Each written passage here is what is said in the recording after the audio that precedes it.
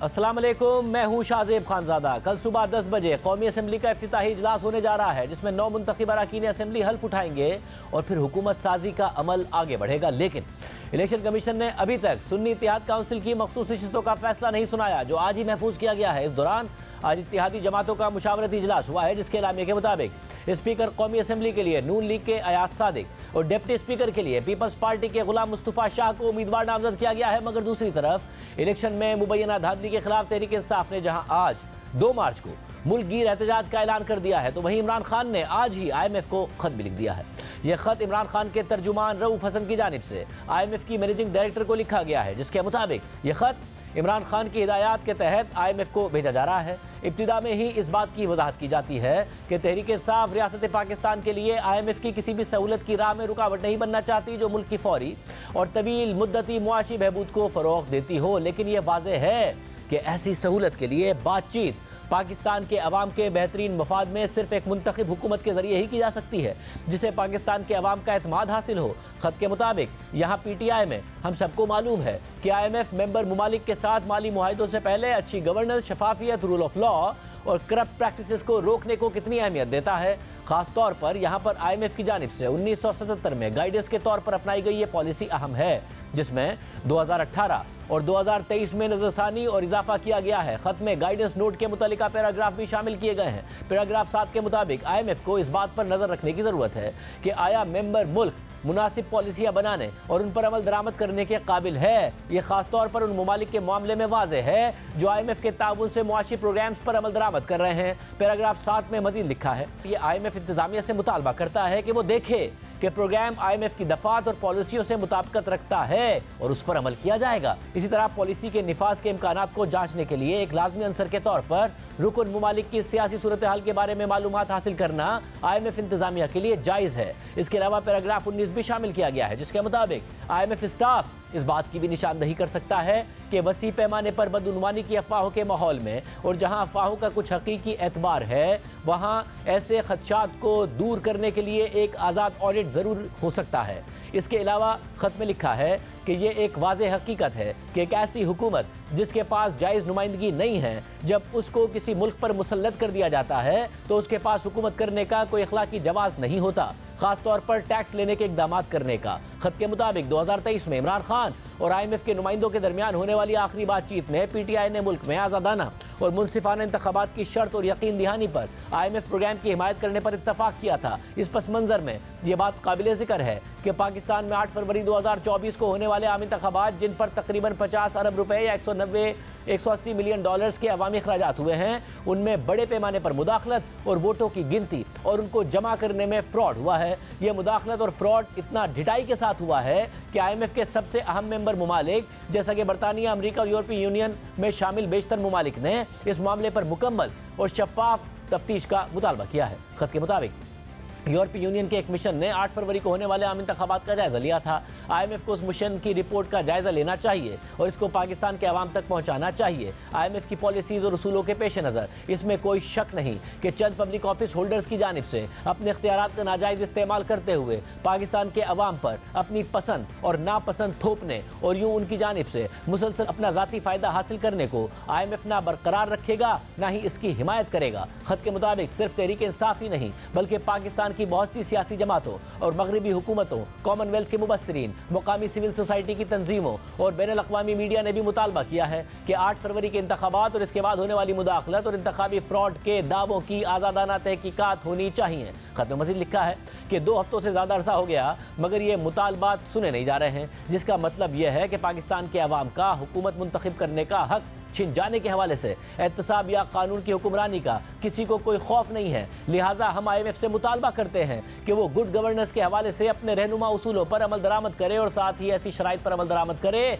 जिनको वो मालियाती सहूलत फराहम करने से पहले पूरा किया जाना चाहिए, जो पाकिस्तानी अवाम पर मजीद कर्जों का बोझ डालेंगी। खत में मजीद लिखा है कि कौमी और सूबाई असम्बलियों की कम अज़ कम 30% नशिस्तों का ऑडिट यकीनी बनाया जाए, जो महज 2 हफ्तों में मुकम्मल हो सकता है। खत के मुताबिक हम IMF से तफ्तीशी एजेंसी का किरदार अपनाने का मुतालबा नहीं करते। पाकिस्तान में कम अज़ कम 2 मकामी तंजीमें हैं जिनमें free and fair election network यानी फाफिन और पटन शामिल हैं, जिन्होंने आम इंतखाबात 2024 के ऑडिट के लिए जामे तरीक़ाकार तजवीज़ किया है, जो कि कुछ तरामीम के साथ तमाम स्टेक होल्डर्स के इत्मीनान के लिए मकामी तौर पर नाफिज किए जा सकते हैं। खत के मुताबिक IMF का ऐसा किरदार पाकिस्तान और इसके अवाम के लिए एक अजीम खिदमत होगा और ये मुल्क में पायदार खुशहाली, तरक्की और मुआशी इस्तेहकाम का मरकज़ बन सकता है। खत के आखिर में बानी चेयरमैन के तर्जुमान के तौर पर रऊफ हसन का नाम लिखा हुआ है। कल कौमी असम्बली के इफ्तिताई इजलास से पहले इमरान खान ने IMF को खत भिजवा दिया है, जिसमें पाकिस्तान की मुआशी मुश्किलात के हल के लिए सिर्फ मुंतखब हुकूमत के साथ बात करने की दरख्वास्त की है। लेकिन इससे पहले आज नवाज शरीफ ने नून लीग की पार्लिमानी पार्टी के इजलास से खिताब करते हुए कहा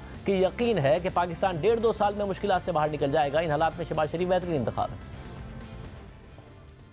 1.5-2 साल ज़रा मुझे महसूस होता है कि मुश्किल के होंगे। इस मुश्किल में हमने बिल्कुल इस तरह से रहना है जी, एक होकर अपने मुखालफिन का भरपूर मुकाबला करना है और इंशाल्लाह मुझे बहुत यकीन है कि पाकिस्तान अगले 1.5-2 साल में इन मुश्किलात से बाहर निकल जाएगा। ये 1.5-2 साल डिफिकल्ट होंगे, जिसमें डिफिकल्ट फैसले भी करने पड़ेंगे आपको, लेकिन इंशाल्लाह आप उसके बाद यकीनन अल्लाह के फजल करम से निकलेंगे। साथ ही कौमी असम्बली के पहले इजलास से जुड़ा हुआ तनाज़ा अब भी बरकरार है और सबको इलेक्शन कमीशन के आज महफूज किए गए फैसले का इंतजार है, जो अभी तक सामने नहीं आया है। और इसी वजह से कौमी असम्बली के कल के इजलास को तहरीक इंसाफ गैर आईनी करार दे रही है और सदर मुमलिकत भी इस तनाज़े में PTI के साथ खड़े हैं। इसी सूरत हाल में आज खैबर पख्तूनख्वा और बलूचिस्तान असम्बलियों के पहले इजलास भी हो गए हैं। बलूचिस्तान असम्बली का इजलास तो पुरसकून अंदाज में हुआ, लेकिन खैबर पख्तूनख्वा असम्बली में हंगामा आराई देखने में आई। इस दौरान आज इलेक्शन कमीशन में सुन्नी इत्तेहाद काउंसिल को मखसूस नशिस्तें देने या ना देने के मामले पर एक तवील समात होती रही, जिसमें पार्लियामेंट के अंदर मौजूद सियासी जमातों ने अपनी राय देते हुए सुन्नी इत्तेहाद काउंसिल को मखसूस नशिस्तें देने की मुखालफत कर दी। सियासी जमातों का यह एतराज़ है कि सुन्नी इत्तेहाद काउंसिल ने इलेक्शन ही नहीं लड़ा, इसलिए उसे मखसूस नशिस्तें नहीं दी जा सकती। इसके अलावा एक एतराज़ यह भी है कि सुन्नी इत्तेहाद काउंसिल ने मखसूस नशिस्तों के लिए तरजीही फहरिस्त मुकर्ररा वक्त पर जमा नहीं कराई, इसलिए भी उसे मखसूस नशिस्तें नहीं मिल सकती। मगर बाजी में कुछ ऐसी मिसालें मौजूद हैं जिनमें इन दोनों एतराज़ात के होते हुए भी सियासी जमातों को मखसूस नशिस्तें दी गई थीं, और अगर इन मिसालों को इस केस में तस्लीम किया जाता है तो सुन्नी इत्तेहाद काउंसिल को मखसूस नशिस्तें मिल सकती हैं। ये मिसालें आपके सामने रखते हैं फाटा के। खैबर पख्तूनख्वा में जम होने के बाद जुलाई 2019 में उन इजला में सूबाई असम्बली की नशिस्तों के लिए इंतखाबात हुए, जिनमें 7 आज़ाद अराकीन भी मुंतखब हुए, जिनमें से 3 आज़ाद अराकीन ने हैरानकुन तौर पर बलूचिस्तान अवामी पार्टी में शमूलियत इख्तियार कर ली, जिसकी खैबर पख्तूनख्वा असम्बली में कोई नशिस्त ही नहीं थी और उसने इलेक्शन भी नहीं लड़ा था। साथ ही बाप पार्टी ने मखसूस नशिस्तों के लिए तरजीही लिस्ट भी जमा नहीं कराई थी, मगर इसके बावजूद उन 3 अराकीन की वजह से बलूचिस्तान अवामी पार्टी को खवातीन की एक मखसूस नशिस्त दे दी गई, जिसके बाद खैबर पख्तूनख्वा असेंबली में बाप पार्टी की 4 नशिस्तें हो गई थी। इसके अलावा जहां तक मखसूस नशिस्तों के लिए तरजीही फहरिस्त मुकर्ररा वक्त के बाद जमा कराने के एतराज़ का ताल्लुक है, तो ऐसी सूरत हाल 2018 के इलेक्शन के बाद PTI के साथ पंजाब असेंबली में सामने आ चुकी है। 2018 में तहरीक इंसाफ की जानिब से मुकर्ररा वक्त पर अक़लियतों की मखसूस नशिस्तों के लिए फहरिस्त जमा नहीं कराई गई थी और रिटर्निंग अफसरान ने मखसूस नशिस्तों की तरजीही फहरिस्त को मुकर्ररा वक्त के 1 दिन के बाद कबूल करने से इनकार कर दिया था और फिर ट्रिब्यूनल ने भी ये फैसले बरकरार रखे थे, जिसके बाद PTI से ताल्लुक रखने वाले दरख्वास्त गुजारों ने लाहौर हाई कोर्ट में रिटर्निंग अफसरान के फैसलों को चैलेंज किया और फिर अदालत ने दरख्वास्त गुजारों के हक में फैसला देते हुए करार दिया कि दरख्वास्त गुजारों को इस हक से महरूम करने के लिए महज 1 दिन की ताखीर को काफ़ी बुनियाद करार नहीं दिया जा सकता। अदालत ने मजीद लिखा कि इलेक्शन एक्ट की शिकों से यह बात जाहिर होती है कि आम इंतखाबात में सियासी जमातों ने जितनी सीटें हासिल की हैं उस तनासुब से मखसूस नशिस्तें अलॉट की गई हैं और जो नशिस्तें एक जमात के पास आ जाती हैं वो किसी और को मुंतकिल नहीं की जा सकती। इसलिए 1 दिन की ताखीर को नज़रअंदाज करते हुए हम इन पटिशंस को मंजूर करने और साथ ही रिटर्निंग अफसरान और ट्रिब्यूनल के फैसलों को कलअदम करार देने के लिए कायल हुए हैं। मज़कूरा नज़ीरें वाज़े कर रही हैं कि सुन्नी इत्तेहाद काउंसिल को मखसूस नशिस्तें मिल सकती हैं, लेकिन फैसला इलेक्शन कमीशन के हाथ में है, जिसने आज तवील समात के बाद फैसला महफूज कर लिया है। बहरहाल तहरीक इंसाफ के सीनियर रहनुमा और इस केस में सुन्नी इत्तेहाद काउंसिल के वकील बैरिस्टर अली जफर ने ऐलान किया है कि अगर हमारी मखसूस नशिस्तें छीन कर नून लीग और पीपल्स पार्टी में बांट दी गई तो सुप्रीम कोर्ट जाएंगे। अगर ये आइन शिकनी हुई तो सदर स्पीकर और डिप्टी स्पीकर का इलेक्शन भी मुतनाज़ हो जाएगा। इससे पहले इलेक्शन कमीशन में समात के दौरान चीफ इलेक्शन कमिश्नर ने सुन्नी इत्तेहाद काउंसिल का एक खत बैरिस्टर अली जफर को दिया और कहा कि सरबराह सुन्नी इत्तेहाद काउंसिल ने 26 फरवरी को इलेक्शन कमीशन को खत लिखा, जिसमें कहा गया कि हमने ना जनरल इलेक्शन लड़ा और ना हमें मखसूस नशिस्तों पर फहरिस्त देने की ज़रूरत है। सुन्नी इत्तेहाद काउंसिल को मखसूस नशिस्तें नहीं चाहिए तो आप क्यों उन्हें मजबूर कर रहे हैं? तो बैरिस्टर अली जफर ने सुन्नी इत्तेहाद काउंसिल के खत से लाइलमी का इजहार कर दिया और कहा कि PTI को सुन्नी इत्तेहाद काउंसिल ने ऐसे किसी खत का नहीं बताया। मगर समात के बाद इलेक्शन कमीशन के बाहर मीडिया से बात करते हुए अली जफर का कहना था कि इस खत का मौजूदा केस से कोई ताल्लुक ही नहीं बनता, क्योंकि यह मखसूस नशिस्तों से मुताल्लिक था ही नहीं, बल्कि इलेक्शन एक्ट की शिक 206 के तहत इलेक्शन कमीशन के खत का जवाब दिया गया था, जिसमें आम इंतखाबात के उम्मीदवारों से मुताल्लिक पूछा गया था, जबकि खुद सरबराह सुन्नी इत्तेहाद काउंसिल हामिद रजा ने भी इस खत की वजाहत कर दी।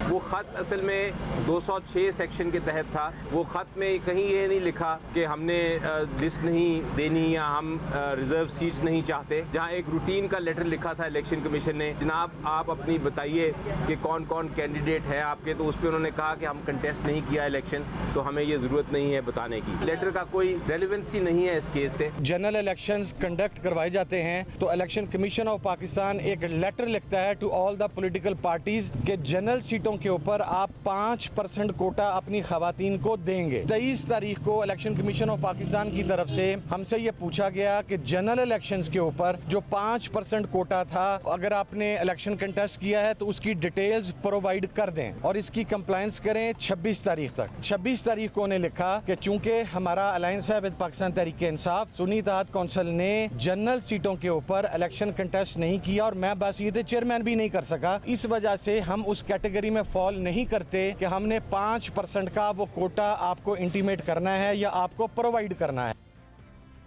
बहरहाल मखसूस नशिस्तों के मामले पर इलेक्शन कमीशन ने फैसला महफूज किया हुआ है। इमरान खान ने IMF को खत लिख दिया है। तहरीक इंसाफ ने हफ्ते के दिन सड़कों पर आकर एहतजाज का भी पूरे मुल्क में ऐलान किया हुआ है। नून लीग के रहनुमा तार और तहरीक इंसाफ के रहनुमा शुएब शाहीन साहब हमारे साथ मौजूद हैं। आप दोनों का बहुत शुक्रिया।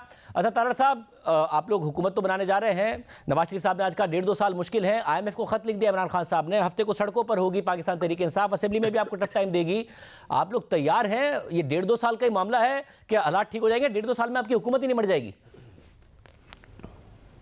शाहजेब साहब, बड़ी वक्त की सितम ज़रीफ़ी कह लें या ये कह लें कि इमरान खान साहब के मुंह से जो लफ्ज़ अदा हुए हैं उनकी ज़िंदगी में उन्होंने उन पे वापस ज़रूर जाना है और यू टर्न ज़रूर लेना है।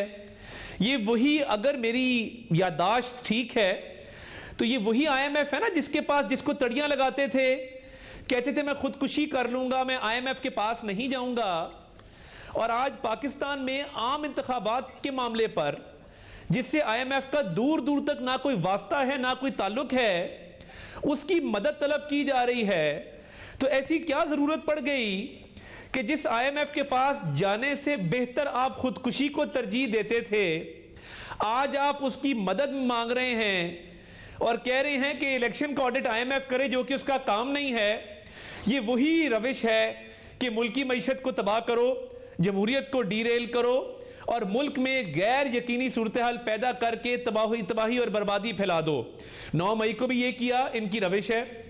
और वो जो इनकी टेलीफोन कॉल्स ट्रेस हुई थी जिसके अंदर शौकत तरीन साहब पंजाब के वजीर खजाना और खैबर पख्तूनख्वा के वजीर खजाना IMF को लेटर लिखने के लिए बात कर रहे थे और मुल्क को डिफॉल्ट करवाना चाहते थे, ये तो ख्वाहिश का इजहार कर चुके हैं। इन्होंने कई मरतबा कहा कि हमारी बड़ी ख्वाहिश है कि श्रीलंका वाले हालात पाकिस्तान में पैदा हो जाएं और पाकिस्तान भी श्रीलंका की तरह डिफॉल्ट करे और यहाँ पे हालात ख़राब हों।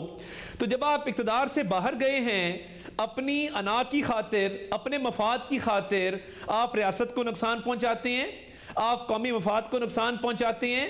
और ये IMF का लेटर किस हैसियत में लिखा? क्या उसमें लिखा है कि मैं करप्शन के केसेस में कैद हूं, मेरे पे 190 मिलियन पाउंड का करप्शन का केस है, मेरे ऊपर तोशाखाना की करप्शन का केस है, मेरे ऊपर कई करप्शन के केसेस हैं? लिखना था ना उस लेटर के अंदर। मैं शेब शाहीन साहब, ये जो बहुत सारे यू टर्न है, इमरान खान साहब 2018 से पहले कहते थे खुदकुशी कर लूंगा, IMF के पास नहीं जाऊंगा, हुकूमत में कह रहे थे नहीं जाऊंगा, फिर गए और बाद में कहा कि जल्दी जाना चाहिए था, मेरी बहुत बड़ी गलती थी कि देर से गया। मगर जब हुकूमत जा रही थी तो IMF का प्रोग्राम डीरेल कर गए, अमेरिका पे साजिश का इल्जाम लगा गए। IMF में सबसे ज्यादा स्टेक अमेरिका का है, उसी से कह रहे हैं कि जी ये सारा का सारा मामला कराए। कैसे होगा ये मामला? देखें, पहले तो मैं इस पे इख्तलाफ कर लूं कि अमेरिका पे एतराज लगा गए या साइफर का जो मामला आया, साइफर आज भी मौजूद है, बनाए ना कमीशन। ये शहबाज शरीफ ने जब कहा था पार्लियामेंट पे खड़े होकर के उसमें धमकी आमेज गुफ्तगू होती, हम हाई पावर्ड कमीशन बनाएंगे, तो क्यों नहीं बनाया? इसलिए कि खुद इनकी ताने बाने मिलते थे। आज भी साइफर मौजूद है, बनाए कमीशन, इसमें तो किसी को कोई एतराज नहीं है। जब इमरान खान साहब भी साइफर आने के बाद हुकूमत में रहे, उन्होंने भी नहीं बनाया था कमीशन। और सुप्रीम कोर्ट में 5 रुकनी बेंच ने जो फैसला दिया, जिसमें जस्टिस बंदियाल, जस्टिस इजाजुल हसन भी शामिल थे और जस्टिस मुनीब अख्तर भी, उन्होंने भी कहा कि कोई ऐसी एविडेंस नहीं दी गई। शाहजेब साहब, उन्होंने ये कहा कमीशन नहीं बनाया।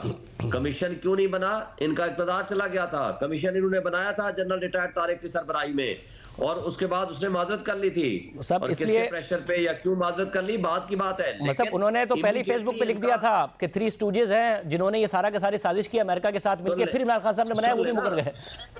सुन लेना सर, सुन लें। आप ये कहना कि कमीशन नहीं बनाया, कमीशन का पहले दिन से हम मुतालबा करते आए हैं, लेकिन हमने बनाया, हमारा इक़्तिदार खत्म हो गया।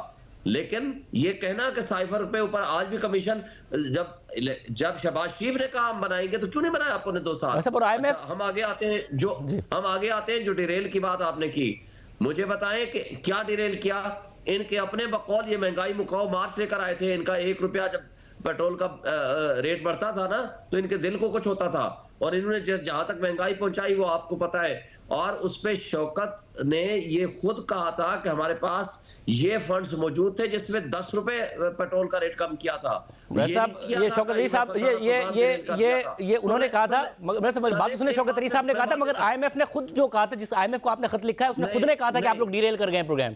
उसने खुद ने बाद में बताया था कि आप लोग जो सब्सिडी देंगे वो डीरेल कर गए थे, जिस आईएमएफ को आपने खत लिखा है उन्होंने कहा था। सुन ले, मिफ्ता इस्माइल 3 महीने के अंदर अंदर ये प्रोग्राम ले आए थे। अगर वो डिरेल हो चुका था तो मिफ्ता इस्माइल को ना मिलता। ये जो 9 महीने डिले किया वो अफलातून लेकर आए थे वहां लंदन से। मगर शुएब शाही साहब अब तो बता दें, अब कैसे, शुएब शाही साहब अब कैसे कर देगा आईएमएफ? आप जो उनसे मुतालबा कर रहे हैं, इजिप्ट में प्रोग्राम दिया, वहां पर आपने देखा कि वहां पर तो डिक्टेटरशिप है, बांग्लादेश में अपोजिशन जेल में है, इलेक्शन पर उन तमाम ममालिक ने तकरीबन एतराज़ात किए जिनका आज इमरान खान साहब ने खत में जिक्र किया, मगर आईएमएफ का प्रोग्राम है। तो आईएमएफ कैसे कर देगा ये काम, सिवाय इसके कि आपको बैड पब्लिसिटी मिलेगी, और क्या हो जाएगा? मसला क्या है? मसला ये है कि मुझे बताएं, ये कह रहे हैं कि इलेक्शन का ऑडिट कराओ। हमने कब कहा है ये करें, ऑडिट करें? हमने जो कहा है वो सेल्फ एक्सप्लेनेटरी है। वो लेटर आपने पूरी तफसील बयान कर दी है। मुझे ये बताएं कि किस कैपेसिटी में फिर इमरान खान के साथ मुज़ाकरात किए थे आईएमएफ की टीम ने? इसलिए कि जो चीजें तय हुई थी कि free, fair and transparent elections, क्योंकि जो पब्लिक सपोर्ट से गवर्नमेंट आएगी वो रिफॉर्म्स करेगी। $18 बिलियन मराहत जो मुफ्त दे रही हैं उनको कट लगाएगी। ये अतार साहब, ये जो मुश्किल फैसले कर रहे हैं, इसमें खत में भी लिखा हुआ है। अब तार साहब जी तार साहब इस्तेकाम के साथ नहीं आएगी। तार साहब इस्तेकाम तब आएगा कि जब पब्लिक सपोर्ट की फ्री, फेयर, ट्रांसपेरेंट इलेक्शन। तार साहब इस्तेकाम पर तो सवाल रहेगा, और जो बात इमरान खान साहब आईएमएफ से कह रहे हैं कि फाफिन के जरिए करा लें, फाफिन ने खुद ने भी एक बड़ा तफसीली बताया है कि किस तरीके से पाकिस्तान में इलेक्शन का ऑडिट हो सकता है, इंडिपेंडेंट ऑडिट कर सकते हैं, ताकि आपकी हुकूमत को क्रेडिबिलिटी मिले इंटरनेशनल इंस्टीट्यूशन से डील करने के लिए, डोमेस्टिकली मुश्किल फैसले करने के लिए। आपको इस ऑडिट पर एतराज है क्या? नहीं, देखिए बात बड़ी सिंपल है, ये डबल स्टैंडर्ड नहीं चल सकता, दोहरा मेयार नहीं चल सकता। आप केपीके में जीत गए और आपकी मेजॉरिटी है वहां पे, तो वहां पे धांधली नहीं हुई। हम पंजाब में जीत गए तो वहां पे धांधली हो गई। देखिए ये कोई असूल नहीं है ना। या तो आप कहें कि जी across the board election rigged था, मगर ये मीठा मीठा हप हप, कड़वा कड़वा थू थू, और ये जो कन्वीनियंस की पॉलिटिक्स है कि जहां आपको कन्वीनियंट लगता है वहां पे आप कह देते हैं कि धांधली हुई है, और जहां आपको कन्वीनियंट नहीं है वहां आप कहते हैं धांधली नहीं हुई। तो मगर अतार साहब, फॉर्म 47 पर अगर फैसला हुआ तो कल को हो सकता है आप दूसरे एंड पर खड़े हो। फॉर्म 45 का वो कह रहे हैं ना, शुएब शाहीन साहब तो खुद उन रहनुमाओं में जो कह रहे हैं कि जी हमारे पास मौजूद है, तो फॉर्म 45 का ऑडिट हो, ये ज्यादा बेहतर है ना। फॉर्म 47 पे फैसला होने लगे, कल को इलेक्शन पे माने हो जाएंगे। नहीं, मैं ये समझता हूं इस मुल्क ने आगे चलना है। इनकी विम्स एंड फैंसीज के ऊपर, इनकी ख्वाहिशात के ऊपर पहले ये मुल्क का बहुत नुकसान कर चुके हैं। ऐन से इमरान और ऐन से उस्मान बुज़दार जैसे खेल खेल के ये रियासत को बचाने का वक्त है, ये मईशत की बहाली का वक्त है। जो इन्होंने 2013 के अंदर 35 पंचर का इल्जाम लगाया, कौम का वक्त जाया किया, कौम का पैसा जाया किया, निकला कुछ भी नहीं। 2018 में जो इलेक्शन हुए ये खुद रिगिंग की पैदावार है। जो आरटीएस बैठा, बदतरीन रिगिंग हुई थी। अब तो एक देखें, हर जमात को मैंडेट मिला है, हर जमात का मैंडेट क्लियर है। अब इनकी एक्सपेक्टेशन थी 180 सीटों की, ये बार बार 180 सीटें जो ये राग अलाप रहे हैं, इसके पीछे हकीकत कोई नहीं है। शुएब शाहीन साहब, आपको लग रहा है कि कुछ, शुएब शाहीन साहब आपको लग रहा है कुछ हो पाएगा, या आप सड़कों पर आए या फिर आईएमएफ को खत लिखें या केसेस लड़ते रहे? होना कुछ नहीं है। जैसे आपके ऊपर भी एतराज करते थे, और आप लोग भी जब तक आपके मामला ठीक रहे, अपना टाइम आप लोगों ने निकाल लिया उस वक्त तहरीक इंसाफ ने, तो ये भी निकाल लेंगे। देखें शाहजेब साहब, पहली बात तो यह है कि मुझे बताएं 2018 में कितने ये फॉर्म 45 लेकर आए थे? कितने निसार चीमा ने आकर कहा था कि मुझे ऑफर की गई, लेकिन मेरी गैरत ने गवारा नहीं किया कि हम एक तरफ वोट को इज्जत दो की बात करते हैं, दूसरी तरफ हम इस तरीके से मैंडेट चुरा लें किसी का। हाफिज नईम ने क्या कहा, मुस्तफा कमाल ने कल ऑडियो अपनी जो एक्सेप्ट की है उसकी मिसाल आपके सामने ही है, जो कहता है मुझे कहा गया, इनके अपने बंदों ने कहा कि मेरा 100% मैंडेट गलत है, जाली है, और इनका 50 से 60% जाली है। और अख्तर मेंगल ने क्या कहा, अब रेसानी लश्करी ने क्या कहा, अचकजाई ने क्या कहा, मौलाना फजल रहमान ने क्या कहा। बात ये नहीं है कि इस तरह 2018 में हुआ होगा, मैं ये नहीं कहता, मगर जो आज हुआ है, मैं आपके सामने बैठा हूं, मेरे पास 387 पोलिंग स्टेशन के फॉर्म 45 है, मैं 1,05,000 वोट लेके बैठा हूं, और मेरा मद्दे मुकाबिल 50,000 वोट लेके असेंबली में बैठा हुआ है। और न सिर्फ ये बल्कि पूरे फॉर्म 45 सारा रिकॉर्ड वेबसाइट पे डालना होता है इलेक्शन कमीशन ने 14 दिन के अंदर, ये सेक्शन 95 है। आज 20 दिन होने के बावजूद आरओ के पास और इलेक्शन कमीशन के पास हम रुल रहे हैं कि हमें रिकॉर्ड दे दो ताकि हम कोई पिटीशन बनाएं। ये तार साहब ये इस बात को तस्लीम कर रहे हैं वो कि 2018 में हुआ होगा, मगर जो इस दफा हुआ है वो कह रहे हैं वो इस मैग्नीट्यूड का है कि ये आपको स्टेबल होने नहीं देगा, आपको गवर्नमेंट इस तरीके से चलने नहीं देगा। इतनी बड़ी कंट्रोवर्सी है कि 2018 से इसका मुकाबला नहीं है।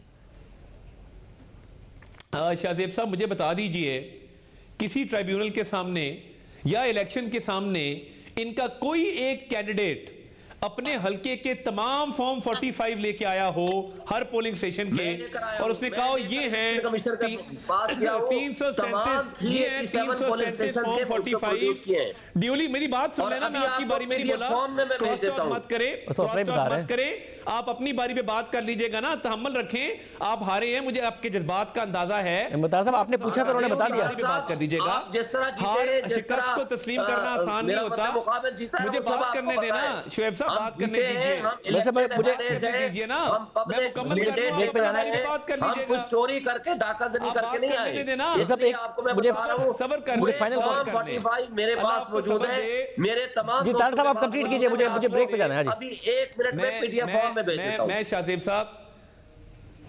साहब मैं सिर्फ ये गुजारिश कर रहा हूं कि सबूत के तौर पे वो फॉर्म 45 तमाम form 45 duly stamped, duly signed by the presiding officer, वो ये जमा कराए ना इलेक्शन कमीशन में, क्यों नहीं कराते हैं? इस्लामाबाद जमा कराया है, जाते हैं, जमा कराया इनके पास एविडेंस नहीं है। ये तो शिवसेना साहब अगर जमा कराया तो फैसला आ जाएगा आपके हक में? आपको शिफा दे, अल्लाह आपको हौसला दे, सब्र दे। इलेक्शन कमीशन का आ जाएगा, जिस इलेक्शन कमीशन ने आज तक हमारी सीटों में फैसला नहीं किया, ट्रिब्यूनल्स को जज हेड कर रहे होंगे ना, के अंदर देखे बगैर डिस्मिस कर दी अदालतों के अंदर, इलेक्शन कमीशन ने इन्होंने हाई कोर्ट ने उनको भेजा, एक दिन में उसको देखे बगैर डिस्मिस कर दी। अच्छा, बहुत शुक्रिया रजनी, दोनों की गुफ्तगू आपने सुनी। प्रोग्राम में ब्रेक शामिल करते हैं। एक और कंट्रोवर्सी एमक्यूएम के हवाले से पैदा हुई है जिसका शिवसेना साहब जिक्र भी कर रहे हैं। खालिद मुगल सिद्दीकी साहब हमारे साथ मौजूद होंगे एक ब्रेक के बाद।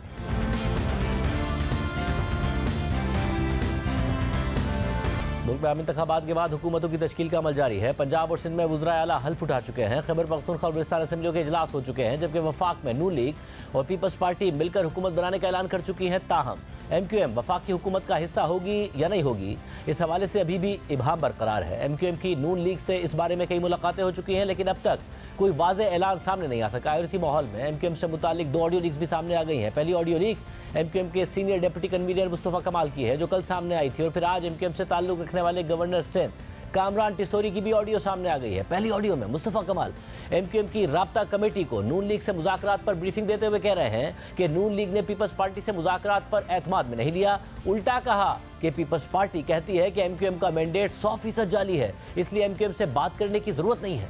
तो हम मीटिंग कर रहे हैं, जब वहाँ पे गए तो ऐसा लगता है कि जब हम जो है कमरा खोलकर घुस गए बस कमरे में, जब आप नजर आ जाते हैं कमरे में तो बोला था भाई जो बैठ भी जाओ, तो कोई मूड नहीं था हमसे मीटिंग करने का। वहाँ में हमने इंगेज कर लिया है, इस हवाले से मीटिंग हुई। कह रही है कि पीपल्स पार्टी कह रही है कि हमारा 100% मैंडेट जाए। पीपल्स पार्टी वाले कह रहे हैं कि पीएमएलएन और पीपल्स पार्टी मिलाकर नंबर पूरे तो एमक्यूएम को बाहर निकालने की जरूरत नहीं है। इसके बाद आज गवर्नर सिंध कामरान टिसोरी की ऑडियो भी लीक हो गई है, जिसमें कामरान टिसोरी कह रहे हैं कि हुकूमत में शामिल होने के बदले एक वजारत दे रहे हैं, वो गवर्नर सिंध भी अपना ला रहे हैं। कुछ मिले भी नहीं और हुकूमत में गए तो हशर और बुरा होने वाला है। ये भी सुना दिया कि अगर हमारा 100% वाला है तो लोग ये भी कह रहे हैं कि एससीपी पार्टी मौजूद है, उन्हीं की तरफ हमारा इशारा था कि उनका 200% जाती है। दोनों पार्टियां आपस में मिली हैं, उनके नंबर पूरे हो गए। पीपल्स पार्टी उनको ये प्रेशर कर रही है कि जो सिंध की गवर्नरशिप है वो एमक्यूएम को ना हो, और अगर वो भी तो वो नाम हो जो वो में डाल रहे हैं। और एक नाम उन्होंने खालिद भाई को दिया भी है, खालिद भाई चाहें तो बता दें। अगर हम साथ दें भी, और वो गुनाह बेलज़्ज़त वाली बात है कि कुछ मिले भी नहीं, वजारतों में भी साइंस एंड टेक्नोलॉजी मिले, गवर्नरशिप भी वो अपनी करवा लें, और हम हुकूमत का हिस्सा भी हों, वोट भी दें, तो फिर हमारा हशर और बुरा होने वाला है। मुस्तफा कमाल ने अपनी ऑडियो की तस्दीक करते हुए कहा था कि ऑडियो लीक होने से वाज़ेह हो गया कि एमक्यूएम लंदन के लोग अब भी राब्ता कमेटी में मौजूद हैं। ऑडियो लीक होने से उस शख्स का पता चल गया है जिसको तलाश कर रहे थे। बाद में गवर्नर सिंध के तर्जुमान ने भी तस्दीक की कि मीडिया में गर्दिश करने वाली ऑडियो में आवाज़ गवर्नर सिंध की है, लेकिन इस ऑडियो में कुछ चीज़ों को एडिट करके सियाक व सबाक से हटकर बयान किया गया है। Senior deputy convener MQM Mustafa कमाल इस बारे में तफसील बता चुके हैं। यानी मुस्तफा कमाल और कामरान टिसोरी दोनों अपनी अपनी ऑडियोज़ की तस्दीक कर रहे हैं, जिससे ये बात साबित हो रही है कि एमक्यूएम को हुकूमत में शामिल करने के हवाले से नून लीग और पीपल्स पार्टी ने सर्द महरी का रवैया अपनाया हुआ है। और एमक्यूएम कराची और हैदराबाद से 17 नशिस्तें जीतने के बावजूद अपोजिशन में बैठेगी या हुकूमत में जाएगी। हमारे साथ मौजूद है सरबराह एमक्यूएम पाकिस्तान डॉक्टर खालिद मकबूल सिद्दीकी साहब। खालिद मकबूल सिद्दीकी साहब, बहुत शुक्रिया हमें शो में ज्वाइन करने के लिए। खालिद साहब, बताइएगा कि क्या एग्जैक्टली आप लोगों की स्ट्रैटेजी है? वाज़ेह नज़र आ रहा है दोनों की ऑडियो लीक से कि काफ़ी सर्द महरी का सामना है, ना कोई अच्छा वेलकमिंग एटीट्यूड, ना पीपल्स पार्टी आपका मैंडेट तस्लीम कर रही है, ना उन्हें ज़रूरत है उन दोनों को आपकी हुकूमत में।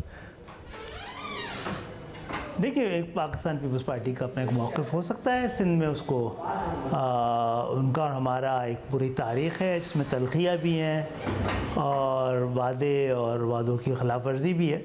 तो उसके तनाजुर में वो अपना एक मौक़िफ़ रखते हैं। वो ज़ाहिर उनको ये लगता होगा कि जब उनके और पीपल्स पार्टी और पाकिस्तान मुस्लिम लीग के नंबर्स दोनों के मिलके पूरे होते तो एमक्यूएम की ज़रूरत नहीं है, उनका था। नहीं, मुझे नहीं लगता कि पाकिस्तान मुस्लिम लीग का भी ये ख्याल है। और मीटिंग इस तरह के मज़ाकरात में मामलात ऊपर नीचे होते रहते हैं, और हम में से बहुत सारे लोगों ने वहाँ पर अपने उस मज़ाकरात में अपनी फीलिंग्स का भी इजहार किया ना, कि उनको लगता है कि ये सूरत हाल है। तो उसके बाद अब मामला इस तरह भी नहीं है कि पाकिस्तान मुस्लिम लीग ने, तो जब हम इब्तिदाई तौर पर भी बात करने गए थे तो ख़ुद उनकी जो आला क़यादत थी उन्होंने कहा था आप एक स्ट्रेटजिक पार्टनर हैं हमारे, और हमारा एक तवील साथ लेके चलने का इरादा हम भी रखते हैं। और मगर मुस्तफा कमाल साहब की बातों से तो लग रहा है जैसे कोई बहुत, जब आप लोग चले गए तो बहुत कोई वेलकमिंग एटीट्यूड नहीं था, जैसे बस आ गए हो तो बैठ जाओ वाला एटीट्यूड था नून लीग का भी जब आप लोग गए। हाँ, लेकिन वो अच्छा सारी चीज़ें तो नहीं आई ना। बाद में एक अच्छी मीटिंग भी नहीं लोगों की हुई है लाहौर के अंदर, और जिसमें मुस्लिम लीग वाले भी मुतमईन थे और एमक्यूएम की टीम भी मुतमईन थी। लेकिन इब्तिदाई तौर पर ये फीलिंग डेवलप हो सकती है। अच्छा, जहाँ तक शाज़िब बात ये है कि हमने बहुत शुरू में कहा था ना कि हमारे नंबर्स अगर ज़रूरी हुए तो हम जमहूरियत को बचाने के लिए बग़ैर मशरूत तौर पर पाकिस्तान की जमहूरियत को बचाने के लिए अपना रोल अदा करेंगे। अब ये अभी तो ये फ़ैसला हमें भी करना है, मुस्लिम लीग ने भी करना है, उनको हमारी ज़रूरत है या नहीं है, हमें उनकी ज़रूरत है या नहीं है। और ये अभी आने वाले चंद दिनों में ये वजाहत के साथ हम बता पाएंगे। वैसे बगैर जो कामरान टिसोरी साहब की है वो तो गुनाह बेलज़्ज़त कह रहे हैं कि एक आध वजारत मिल जाएगी, गवर्नरी भी आपसे वापस ले ली जाएगी, तो फिर गुनाह बेलज़्ज़त होगा, फ़ायदा क्या होगा? नहीं, असल बात तो ये है कि एमक्यूएम ने तो अभी तक वजारतों की कोई शर्त रखी भी नहीं थी ना, कि हमें आप वजारत देंगे, कितनी देंगे। जब ये बात आगे बढ़ती है ताउन की, तो फिर क्या स्ट्रक्चर बनता है, इस पर ये बात होती है। हम ये बता सकते हैं कि भाई हम कौन सी वजारतों को चलाने का तजर्बा रखते हैं, या कौन सी वजारतें जो वहाँ से हम जीते हैं, वहाँ के लोगों के मसाइल से रेलेवेंसी है उसकी। तो ये भी बड़े इब्तिदाई मज़ाकरात में ये होता है, देर से शुरू हुए हों हमारे दरमियान, एक बड़े गैप से शुरू हुए हों, लेकिन इब्तिदाई मज़ाकरात ही हुए थे। इसको भी शेप अप होना है। मुझे तो उम्मीद है एमक्यूएम बड़ी पॉजिटिव है। हुकूमत में शामिल होने की बात नहीं कर रहा मैं, हुकूमत का साथ देने के लिए, जमहूरियत को बचाने के लिए, पाकिस्तान के इस्तेकाम के लिए, पाकिस्तान की तरक्की के लिए और आगे बढ़ के चलने के लिए। उसमें कितनी वजारतें, गुन्ना बिल लज्जत जनाब, इन वजारतों के लिए तो हम नहीं जाते। हाँ, ये बड़ा ज़रूरी है कि जब आप गवर्नमेंट हुकूमतों का हिस्सा बनते हैं तो आपका जो वोटर होता है वो आपसे तवक्कुआत रखता है। तो हमें फिर देखना होता है कि हम सिर्फ जमहूरियत को बचाने के लिए हुकूमतों में, पहले भी 2013 में हम 24 लोग थे, हमने वज़ीर आज़म के लिए भी वोट दिया पाकिस्तान मुस्लिम लीग को, और हमने उनके स्पीकर के लिए भी वोट दिया, तो उनके नंबर्स पूरे थे, तो हमने अपोजिशन में हम बैठे रहे और तामीरी तनकीद भी करते रहे, और जहाँ जहाँ ज़रूरत पड़ती रही। तो आने वाले वक्त में हमारा रवैया क्या होगा, हमें उम्मीद है कि पॉजिटिव यानी कि होगा। आपने अभी ये डिसाइड नहीं किया कि लीग की अक्सरियत, आप हुकूमत में जाएंगे नहीं जाएंगे, ये डिसाइड नहीं किया, मगर ये डिसाइड कर लिया है कि वज़ीर आज़म को वोट दे देंगे। अभी तो मज़ाकरात चल रहे हैं ना, अभी तो मज़ाकरात चल रहे हैं ना, तो शक्ल बन जाएगी। ना हम ज़बरदस्ती जाना चाहते हैं, ना वो उनकी तरफ से कोई इनकार आया है। तो मेरा नहीं ख्याल कि इस वक्त पाकिस्तान में जो सूरत हाल है उसमें सिर्फ अंदाज़ों से हम ऐसी गलतफहमियाँ पैदा कर दें जिससे कि मुश्किलात हों फिर जमहूरियत को। मैं तो बड़ा पुरुमीद हूँ कोई ऐसा रास्ता निकलेगा। रास्ता जो है ताउन का होना चाहिए, वो काबीना से गुजर के जाना बड़ा ज़रूरी नहीं है उस ताउन को। वैसा मगर ऐसा लग रहा है कि जो पीपल्स पार्टी है वो आपका मैंडेट नहीं मान रही है, और जो नून लीग है वो ना सिर्फ आपको ऐसा लग रहा है कि कोलिशन में नहीं लाना चाह रही है, उन्हें लग रहा है कि जो है ज़रूरत नहीं है आपकी। तो फिर ऐसे में क्या बार्गेनिंग पोजीशन है आपके पास? एमक्यूएम ने 2013 में तो 19 सीटें जीती थी ना, अब 17 जीती हैं। 2018 में तो इलेक्शन में जो वोट पड़े थे वो काउंट ही नहीं हुए थे। पाकिस्तान पीपल्स पार्टी को 2 या 3 सीटों से ज़्यादा, या 1 सीट या 2 सीट या 3 सीटों से ज़्यादा मिली ही नहीं थी कराची में अब के लिए। वो सवाल है, कराची में आपने 15 साल के इक़्तिदार के ज़रिए जो आपने अपना इन्फ्लुएंस और अपनी जड़ें मजबूत किए, वो आपका मैंडेट, कराची का मैंडेट आपका मैंडेट नहीं है जो रिफ्लेक्ट हो रहा है 7 सीटों का, वो गलत मैंडेट है। हमारा मैंडेट तो रहा है और ये 30-35 साल से रहा है, अचानक तो नहीं मिला है कि अचानक हम जीत गए हों। तो लेकिन हर सियासी जमात को ये हक़ है कि दूसरे के मैंडेट के ऊपर सवाल उठाए, लेकिन मैं समझता हूँ कि ये कोई अच्छी और तामीरी और सेहतमंदाना रवैया नहीं है। और ख़ासा आपको क्या ये बताया गया उनकी तरफ से कि गवर्नर कौन होंगे, क्योंकि इसका इख्तियार पीपल्स पार्टी ने नून लीग को दिया गया? नून लीग तो होंगे टिसोरी साहब या नहीं होंगे? नून लीग अपना गवर्नर लगाने जा रही है? नून लीग ये अब ये नून लीग एक्चुअली नून लीग ने तय करना है ना। हमने तो अभी इस पर कोई बात भी नहीं की है सच के गवर्नर चाहिए हमें या हमें वजारतें चाहिए, हमने तो बात ही नहीं की है।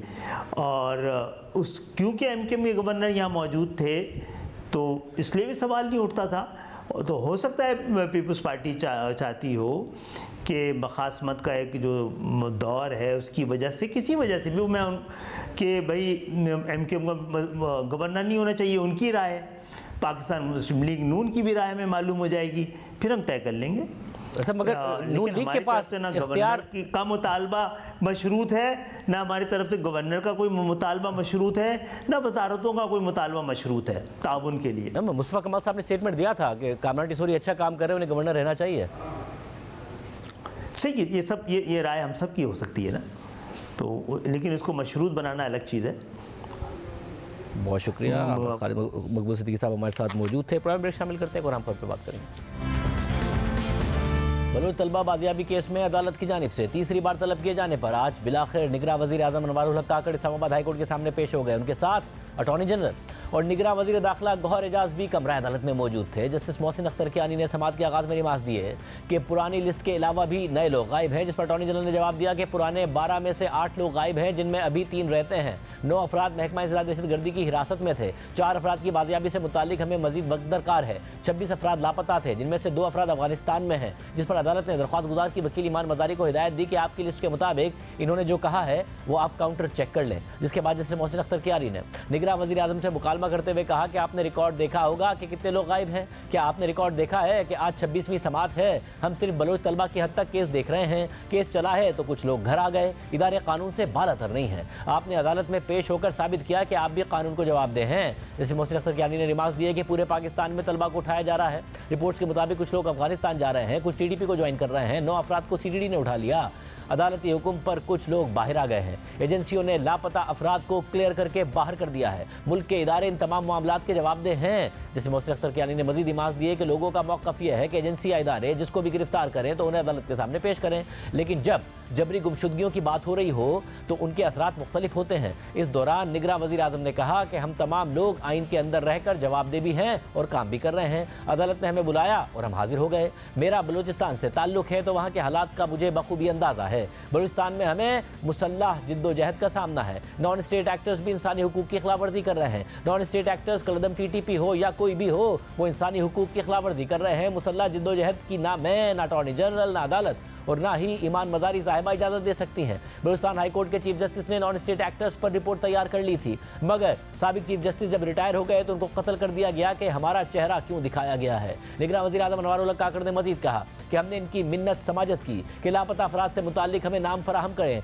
कौन अहमक और बेवकूफ़ होगा जो जबरी गुमशुदगियों की वकालत करेगा। आज से 3 महीने पहले कोस्टल हाईवे पर लोगों को जिंदा जला दिया गया। बुनियादी इंसानी हुकूक की तंजीमों से गुजारिश है कि रियासत पर भी तनकीद करें, मगर नॉन स्टेट एक्टर्स पर भी ज़रूर तनकीद करें। लिसानी और ज़बानी तफरीक पर लोगों को कत्ल करते हैं, मगर मजाल है सब खामोश हैं। जबरी गुमशुदगियों का निगरान सेटअप में बड़ा मसला था। हमने अपनी भरपूर कोशिश की, हमारे सामने शवाहिद नहीं आते तो किस चीज़ पर कंक्लूड करें। हमने 600 नॉन स्टेट एक्टर्स को कौमी धारे में शामिल किया। इस दौरान जस्टिस मोहसिन अख्तर कियानी ने रिमार्क दिए कि आप ही के अटॉर्नी जनरल ने खुद कहा कि 9 अफराद CTD की हिरासत से निकल आए। आज से पहले कभी ऐसा बयान सामने नहीं आया। कितने लोगों को पकड़कर उनको सजा दिलाई है। चोर, डाकू और दहशतगर्द सबके लिए कानून बराबर है। रियासत और इदारों की नाकामी है कि लोगों को अदालतों में पेश नहीं करते, जिस पर निगरान वज़ीर आज़म ने कहा कि ये बसों से उतार कर नाम पूछते हैं और चौधरी या गुज्जर को कत्ल कर देते हैं। ये कहते हैं कि तलबा की लिसानी बुनियादों पर प्रोफाइलिंग ना करें। सिस्टम में कमी और खामियां हैं। सबूत नहीं आता तो किसको कैसे सजा दें। दहशतगर्दी से 90,000 शहादतें हुई, लेकिन 90 लोगों को सजा नहीं हुई।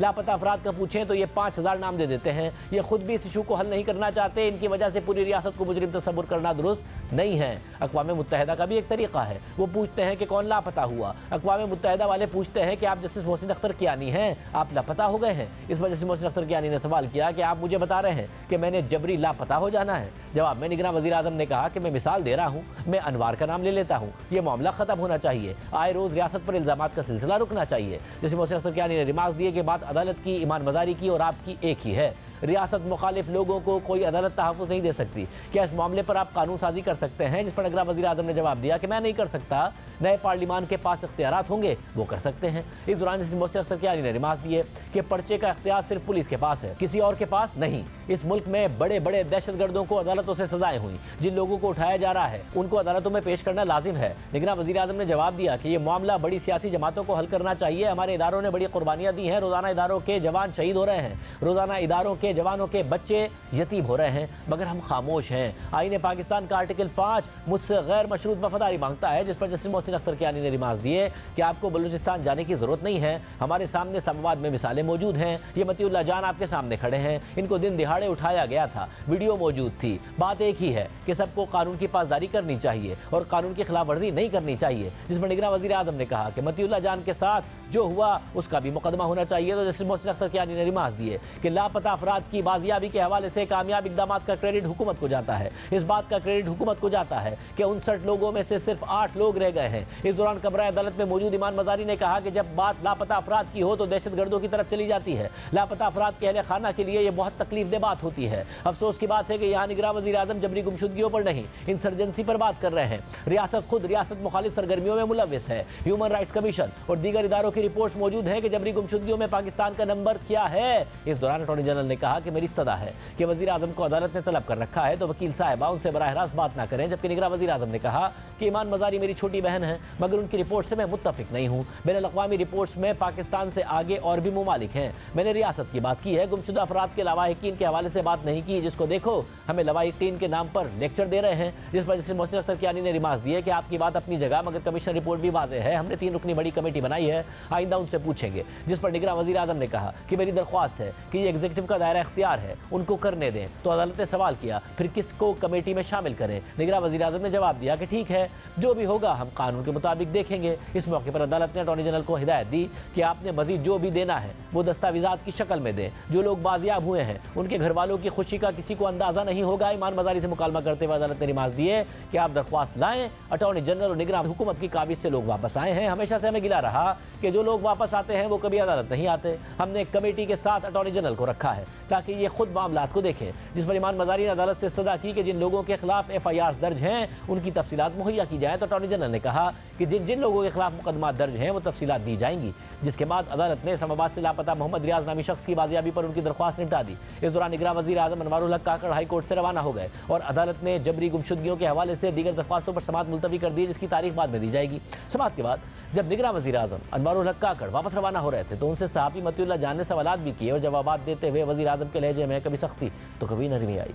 मैंने जबरी गुमशुदगी का दिफा बिल्कुल नहीं किया। मैंने जबरी गुमशुदगी के नाम पे जो रियासत पे इल्ज़ामात लग रहे हैं उनका दिफा किया। तो ये जो लोग बाज़ाब हुए हैं, उनसे आपने सवाल पूछा, मैं क्यों पूछूं? आपने पूछा है कि बाज़ाब कहाँ से वो किसकी तहवील में थे? काउंटर टेररिज्म डिपार्टमेंट इतना अरसा खामोश क्यों रहा है? एक मिनट, ये आप फिर उसी इल्ज़ाम को दोहराने की कोशिश करते हैं। आप पहले अपने सवालात को जब आप फ्रेम करते हैं उसको भी सोचा करें। सर आपसे पूछ के तो सवाल नहीं फ्रेम करने। आप ये बताएं ये बंदे किधर थे, किसकी तहवील में थे, अदालत को पहले क्यों छुपाया गया था? जब मैं गुफ्तगू करने की कोशिश करता हूँ ना, आप लड़ने की कोशिश करते हैं। हम आपको अर्ज ये कर रहे हैं कि ये इल्ज़ाम है और आप इस इल्ज़ाम को इल्हामी CTD के पास से ये लोग उन्होंने पहले क्यों नहीं बताया? आप इस इल्ज़ाम को इल्हामी हैसियत देना चाहते हैं, हम नहीं देना। CTD के पास नहीं चाहिए, हम करेंगे इंक्वायर, जब इंक्वायर कर लेंगे, कंक्लूड कर लेंगे, बता देंगे।